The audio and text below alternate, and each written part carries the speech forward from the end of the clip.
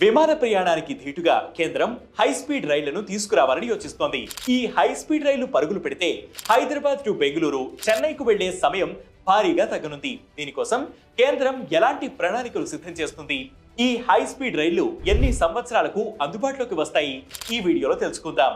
శంషాబాద్ లో ఉన్న Rajiv Gandhi international airport నుంచి బెంగళూరు లేదా చెన్నై ఎయిర్పోర్ట్ కు వెళ్లేందుకు ప్రస్తుతం 1 గంట 15 నిమిషాలు, 1 గంట 20 నిమిషాల సమయం పడుతోంది. అక్కడి నుంచి ప్రయాణికులు తమ గమ్యస్థానాలకు చేరుకునేందుకు మరో 2 నుంచి 3 గంటల సమయం పడుతుంది. హైదరాబాద్ నుంచి బెంగళూరుకు ఎక్స్ప్రెస్ ట్రైన్లో వెళ్లాలంటే సుమారు 12 గంటలు, చెన్నైకు సుమారు 13.5 గంటల సమయం పడుతుంది. ఇక లాంగ్ జర్నీ సమయాన్ని తగ్గించేలా కేంద్రం ఈ మార్గంలో హై స్పీడ్ ట్రైన్ ను తీసుకురావాలన్న ఆలోచనతో ఉంది. హైదరాబాద్ టు బెంగళూరు, చెన్నైలకు సుమారు 10 గంటల జర్నీ సమయాన్ని తగ్గించడమే లక్ష్యంగా 2 హై స్పీడ్ రైళ్ల కారిడార్లను డెవలప్ చేయాలని కేంద్రం ప్రణాళిక రచిస్తోంది.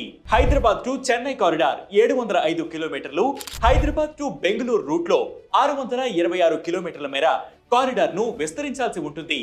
2 హై స్పీడ్ ఎలివేటెడ్ కారిడార్ల కోసం డిపిఆర్, అలైన్మెంట్ డిజైన్, అంచనా, ఇంజనీరింగ్ సర్టిఫికేట్స్ తయారీతో కూడిన తుది సర్వే కోసం RITES లిమిటెడ్ టెండర్లను ఆహ్వానించింది.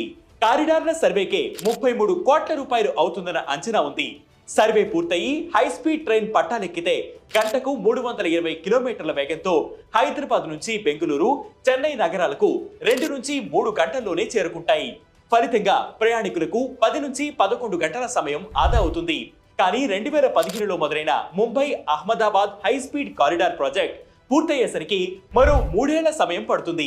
ఈ లెక్క ప్రకారం చూస్తే హైదరాబాద్ కారిడార్ల సర్వే పూర్తయి హై స్పీడ్ రైళ్లు పరుగులు పెట్టాలంటే 15 సంవత్సరాలు పట్టొచ్చని రైల్వే అధికారి ఒకరు పేర్కొన్నారు.